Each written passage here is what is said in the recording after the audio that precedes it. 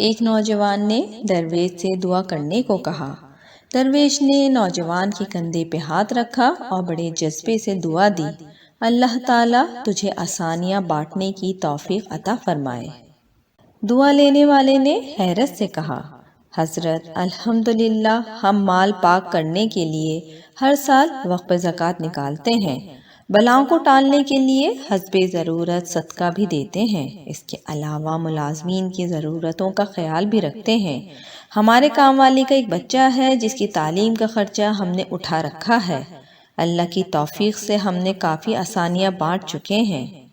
درویش تھوڑا سا مسکرایا اور بڑے دھیمے اور میٹھے لہجے میں بولا، میرے بچے، پیسے، کھانا، کمانا، یہ سب تو رزق کی مختلف قسمیں ہیں، اور یاد رکھو رازق صرف اور صرف اللہ تعالیٰ کی ذات ہے، تم یا کوئی اور انسان یا کوئی اور مخلوق نہیں۔ تم جو بھی کر رہے ہو اگر یہ سب کرنا چھوڑ بھی دو تو اللہ تعالیٰ کی ذات یہ سب فقط ایک ساعت میں سب کچھ عطا کر سکتی ہے۔ اگر تم یہ کر رہے ہو تو اپنے اشرف المخلوقات ہونے کی ذمہ داری ادا کر رہے ہو۔ درویش نے نرمی سے اس کا ہاتھ اپنے دونوں ہاتھوں میں لیا اور پھر بولا، میرے بچے، آؤ میں تمہیں سمجھاؤں کہ آسانیاں بانٹنا کسے کہتے ہیں۔ کبھی کسی اداس اور مایوس انسان کے کندھے پہ ہاتھ رکھ کر پیشانی پہ کوئی شکن لائے بغیر 1 گھنٹہ اس کی لمبی اور بے مقصد بات سننا آسانی ہے۔ صبح دفتر جاتے ہوئے اپنے بچوں کے ساتھ محلے کے کسی یتیم بچے کی اسکول لے جانے کی ذمہ داری لینا یہ بھی آسانی ہے۔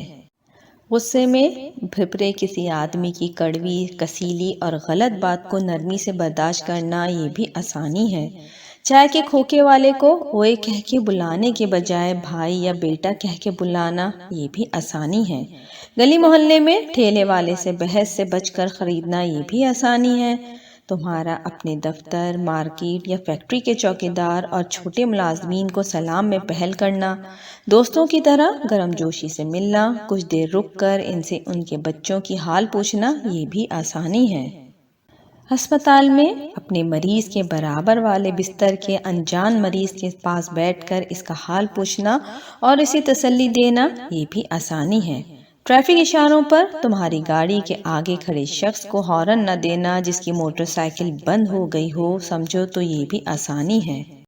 درویش نے حیرت میں ڈوبے نوجوان کے سر پہ شفقت سے ہاتھ پھیرا اور سلسلہ کرام جاری رکھتے ہوئے دوبارہ متوجہ ہوتے ہوئے کہا، بیٹا جی، تم آسانی پھیلانے کا کام گھر سے کیوں نہیں شروع کرتے ہو؟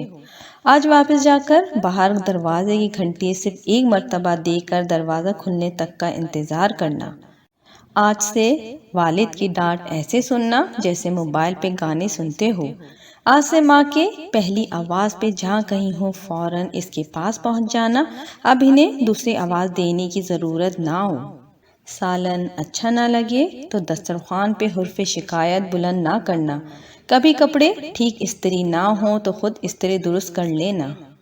درویش اپنی بات جاری رکھتے ہوئے کہنے لگا، ایک اندھا آدمی عمارت کے پاس بیٹھا تھا اور پاس ایک بورڈ رکھا تھا جس میں لکھا تھا، میں اندھا ہوں، برائے مہربانی میری مدد کریں۔ ساتھ میں اس کی ٹوپی پڑی ہوئی تھی جس میں چند سکے تھے۔ ایک آدمی وہاں سے گزر رہا تھا، اس نے اپنی جیب سے چند سکے نکالے اور ٹوپی میں ڈال دیے۔ اچانک اس کی نظر بورڈ پر پڑی، اس نے بورڈ کو اٹھایا اور اس کی دوسری طرف کچھ الفاظ لکھے اور بورڈ کو واپس رکھ دیا تاکہ لوگ اس کو پڑھیں۔ اس آدمی کے جانے کے بعد کچھ ہی دیر میں ٹوپی سکوں سے بھر گئی۔ دوپہر کو وہی آدمی واپس جانے کے لیے وہاں سے گزر رہا تھا کہ اندھے نے اس آدمی کے قدموں کی آہٹ کو پہچان لیا اور اس سے پوچھا کہ تم وہی ہو جس نے صبح میرے بورڈ پہ کچھ لکھا تھا؟ آدمی نے کہا، ہاں میں وہی ہوں۔ اندھے نے پوچھا کہ تم نے کیا لکھا تھا؟ کہ کچھ ہی دیر میں میری ٹوپی سکوں سے بھر گئی جو سارے دن میں نہ بھرتی۔ آدمی بولا، میں نے صرف سچ لکھا، لیکن جس انداز میں تم نے لکھوایا تھا اس سے تھوڑا مختلف تھا۔ میں نے لکھا، آج کا دن بہت خوبصورت ہے لیکن میں اس قابل نہیں کہ اس کا نظارہ کر سکوں۔ آدمی نے اندھے کو مخاطب کر کے کہا، تم کیا کہتے ہو کہ جو پہلے لکھا تھا اور جو میں نے بعد میں لکھا دونوں کا اشارہ ایک ہی طرف نہیں ہے؟ اندھے نے کہا یقیناً دونوں تحریریں یہی بتاتی ہیں کہ آدمی اندھا ہے، لیکن پہلی تحریر میں سادہ لفظوں میں لکھا تھا کہ میں اندھا ہوں، اور دوسری تحریر لوگوں کو بتاتی ہے کہ آپ سب بہت زیادہ خوش نصیب ہیں کہ آپ اندھے نہیں ہیں۔ اسی طرح گھر سے باہر چھوٹی چھوٹی مشکلات حل کر دینا، کسی کے کام آ جانا، یہ بھی آسانی ہے۔ میرے بیٹے، ایک بات یاد رکھنا، زندگی تمہاری محتاج نہیں، تم زندگی کے محتاج ہو۔ منزل کی فکر چھوڑو، اپنا اور دوسروں کا راستہ آسان بناؤ، انشاءاللہ تعالی منزل خود ہی مل جائے گی۔